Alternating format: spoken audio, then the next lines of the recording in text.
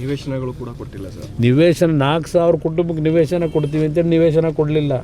ಇದೆಲ್ಲ ನೋಡೇ ನಾನು ಧ್ವನಿ ಎತ್ತಿದ್ದೀನಪ್ಪ. ನಾನು ಅಭಿವೃದ್ಧಿಗೆ ಕುಂಠಿತ ಮಾಡಬೇಕು ಅಂತಕ್ಕಂಥದ್ದಕ್ಕೆ ನಾನು ಧ್ವನಿ ಎತ್ತಿಲ್ಲ. 27 ವರ್ಷ ಆಯಿತು. ಇನ್ನೂ ಎಷ್ಟು ವರ್ಷ ಬೇಕು? ಬೆಂಗಳೂರು ಮೈಸೂರು ರಸ್ತೆ ಮಾಡೋಕ್ಕೆ ಈಗಾಗಲೇ ನ್ಯಾಷನಲ್ ಹೈವೇ ಮಾಡೋರಲ್ಲ. ಈ ರಸ್ತೆ ಎಷ್ಟು ವರ್ಷದಲ್ಲಿ ಮಾಡಿದ್ರಿ? ಈಗ ಬೆಂಗಳೂರು ಟು ಮೈಸೂರು ಈಗ ರಸ್ತೆ ಆಗಿದೆ.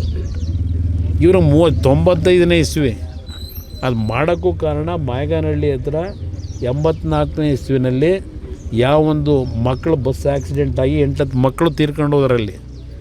ಆ ಹಿನ್ನೆಲೆಯಲ್ಲಿ ದೇವೇಗೌಡರು ಈ ರಸ್ತೆ ಒಂದು ದೊಡ್ಡ ರಸ್ತೆ ಆಗಬೇಕು ಅಂತ ತೀರ್ಮಾನ ತಗೊಂಡಿದ್ದು, ಜನಕ್ಕೆ ಒಳ್ಳೇದು ಮಾಡಬೇಕು ಅಂತ ಹೇಳಿ. ಆಮೇಲೆ ಬಂದಂಥ ನೀವೇನು ಮಾಡ್ತಾ ಹೋದ್ರಿ?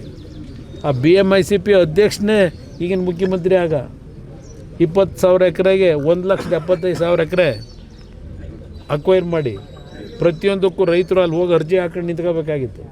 ಇದೆಲ್ಲ ಮಾಡಿದಾರೆ ಯಾರಪ್ಪ? ದೇವೇಗೌಡರು ಮಾಡಿ ಅಂತ ಹೇಳಿದ್ರ? ಇದು ಬೇಕಾದಷ್ಟು ಚರ್ಚೆ ಮಾಡಬೇಕು ಅಂದರೆ ವಿಷಯಗಳಿದೆ.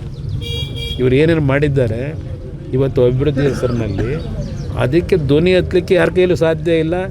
ಜನ ನಮಗೆ ಶಕ್ತಿ ಕೊಟ್ಟವ್ರೆ, ಆ ಶಕ್ತಿ ಜನಕ್ಕೋಸ್ಕರ ಧ್ವನಿ ಎತ್ತಿದ್ದೀವಿ. ಎಲ್ಲಿ ಯಾವ ಪಾಪದೊಳೆ? ಕೊಳೆನ ಎಲ್ಲಿ ಕೊಳೆ ಇದೆ? ಎಲ್ಲಿದೆ ಕೊಳೆ? ಹೆಂಗೆಗಿದ್ದು ನಾವು ರಾಮನಗರಕ್ಕೆ ಬಂದಾಗ ಕನಕಪುರ ಇತ್ತಲ್ಲ, ಕನಕಪುರ ತಾನೇ ಆಗಿತ್ತು. ಬೀದಿ ಕಂಬಿ ಇರಲಿಲ್ಲ, ಲೈಟ್ ಇರಲಿಲ್ಲ ಕನಕಪುರದಲ್ಲಿ. ವಿದ್ಯುತ್ ಶಕ್ತಿ ಕನೆಕ್ಷನ್ ಕೊಡಿಸ್ತಾರೆ ದೇವೇಗೌಡರು. ಇವರೇ ಎಲ್ಲಿದ್ದರು? ಆಗ ಅಲ್ಲಿ ಕೊತ್ವಾಲನಿಗೆ ಎಂಡ ಕೂಡ ಬಾಟ್ಲು ಹೊಟ್ಕೊಂಡು ಕೂತಿದ್ರು ದೇವೇಗೌಡರು ಕೆಲಸ ಮಾಡಿದಾಗ. ಬನ್ನಿ ಆ ಕೊಳೆ ತೊಳಿಬೇಕಾಗಿದೆ. ಅಧಿವೇಶನದಲ್ಲಿ ಚರ್ಚೆ ಮಾಡ್ತೀವಿ ಅನ್ನುವಂಥ ಮಾತನ್ನ ಬಿಜೆಪಿ ನೋಡಿ. ಈಗ ನಾನು ಏನು ಆಯ್ತಪ್ಪ, ಚರ್ಚೆನೂ ಬೇಡ, ಏನೂ ಬೇಡ. ಈಗ ಅದೆಂಥದ್ದೊಂದು ಕಮಿಟಿ ಮಾಡೋರಲ್ವಾ, ಯಾರೋ ಒಬ್ಬರನ್ನ ನಿವೃತ್ತ ನ್ಯಾಯಾಧೀಶರದು ಒಂದು ಕಮಿಟಿ ಮಾಡವ್ರೆ. ಅದಕ್ಕೆ 3 ಜನ ಸರ್ಕಾರದ ಅಧಿಕಾರಿಗಳನ್ನು, ನಿವೃತ್ತ ಅಧಿಕಾರಿಗಳನ್ನೇ ನೇಮಕ ಮಾಡವ್ರೆ. ಮೊನ್ನೆ ಸಚಿವ ಸಂಪುಟದಲ್ಲಿ ಒಂದು ತೀರ್ಮಾನ ತಗೊಂಡು ಒಂದು ಕಮಿಟಿ ಮಾಡೋರಲ್ಲಪ್ಪ.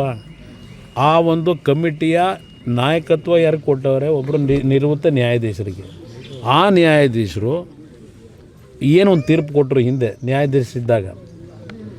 ಯಾವೊಂದು ಈಗಲ್ ಟೌನ್ ಏನಿದೆ ಬಿಡದಿ ಹತ್ರ, ಅಲ್ಲಿ 70 ಎಕರೆ ಖರಾಬ್ ಭೂಮಿ ಆ ಒಂದು ಈಗಲ್ ಟೌನ್ನ ರಚನೆ ಆಗಬೇಕಾದ್ರೆ ಇತ್ತು ಅಂತಕ್ಕಂಥ ಹಿನ್ನೆಲೆಯೊಳಗೆ ಒಂದು ಅಂತಿಮವಾದ ನಿರ್ಣಯ, ಇದೇ ಶಿವಕುಮಾರ್ ಅವ್ರ ಮಂತ್ರಿಗಳಾಗಿ ಒಂದು ನಿರ್ಣಯ ಕೊಡಿಸಿದ್ರು ಕ್ಯಾಬಿನೆಟ್ನಲ್ಲಿ.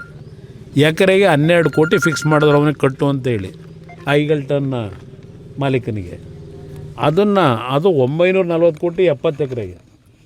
ಅದನ್ನು ಹೈಕೋರ್ಟ್ನಲ್ಲಿ ಹೋದಾಗ ಅಲ್ಲಿ ಈಗಿನ ಏನೊಂದು ಪರಿಶೀಲನೆ ಮಾಡಿ ರೈತರುಗಳನ್ನ ಭೇಟಿ ಮಾಡಿ ಎಲ್ಲ ಒಂದು ವರದಿ ಕೂಡ ಕೇಳೋರಲ್ಲ ಈಗಿನ ಆ ನ್ಯಾಯಾಧೀಶರು. ಅವತ್ತು ಅವ್ರು ಏನು ಹೇಳಿದ್ರು, ಎಕರೆಗೆ 12 ಕೋಟಿ ಸರ್ಕಾರ ಏನು ಫಿಕ್ಸ್ ಮಾಡಿತ್ತು ಆ ತೀರ್ಮಾನನ ಎತ್ತಿಡಿದ್ರು. ಈಗ ಆ ನ್ಯಾಯಾಧೀಶರಿಗೆ ನಾನು ಕೇಳೋದು ಇಷ್ಟೇ, ಪಾಪ ಈಗ ನಿಮ್ಮ ಅಧ್ಯಕ್ಷತೆಯಲ್ಲಿ ಮಾಡೋರಲ್ಲಪ್ಪ, 10 ವರ್ಷದಿಂದ ಆ ಒಂದು ಈಗೇನು ಟೌನ್ಶಿಪ್ ಮಾಡೋದಕ್ಕೆ ರೈತರ ಭೂಮಿ ತಗೊಡಿಯೋಕೆ ಹೋಗೋರಲ್ಲ, ಅವತ್ತು 10 ವರ್ಷದಿಂದ 12 ಕೋಟಿ ಫಿಕ್ಸ್ ಮಾಡಿದ್ರಲ್ಲ. ಈಗ ಹೇಳ್ತಾರೆ ನಮ್ಮ ಲೀಡ್ರು 2 ಕೋಟಿ ಕೊಡ್ತಾಯಿದ್ದೀನಿ, 2 ಕೋಟಿ ಕೊಡ್ತೀನಿ ಅಂತಾರಲ್ಲ. ಅವತ್ತು 12 ಕೋಟಿ ಫಿಕ್ಸ್ ಮಾಡಿದ್ದೀರಲ್ಲಪ್ಪ, ಎಷ್ಟು ಮಾಡ್ತೀರಿ? ಈಗ 10 ವರ್ಷ ಆಗಿದೆಯಲ್ಲ, ಅದ್ರ ಪಕ್ಕದಲ್ಲಿ ತಾನೇ ಜಮೀನುಗಳಿದೆ ರೈತರದ್ದು, ಈಗ ಹೊಡಿಬೇಕು ಅಂತ ಹೊರಟಿರೋದು. ಅವತ್ತು 12 ಕೋಟಿ ನೀವೇ ಫಿಕ್ಸ್ ಮಾಡಿದ್ದೀರಿ, ಇವತ್ತು ಎಷ್ಟು ಮಾಡ್ತೀರಿ? ಆಗಿದ್ದರೆ 2 ಕೋಟಿ ದೊಡ್ಡದಾ? 2 ಕೋಟಿ ಹಣ ದೊಡ್ಡದಾಗಿದ್ದರೆ ಆ ನ್ಯಾಯಾಧೀಶರಿಗೆ ಹೇಳ್ತೀನಿ, ಈಗೇನು ವಹಿಸ್ಕೊತಾ ಇದ್ದೀರಿ, ಸರ್ಕಾರ ಜವಾಬ್ದಾರಿ ಕೊಡ್ತಿದೆ.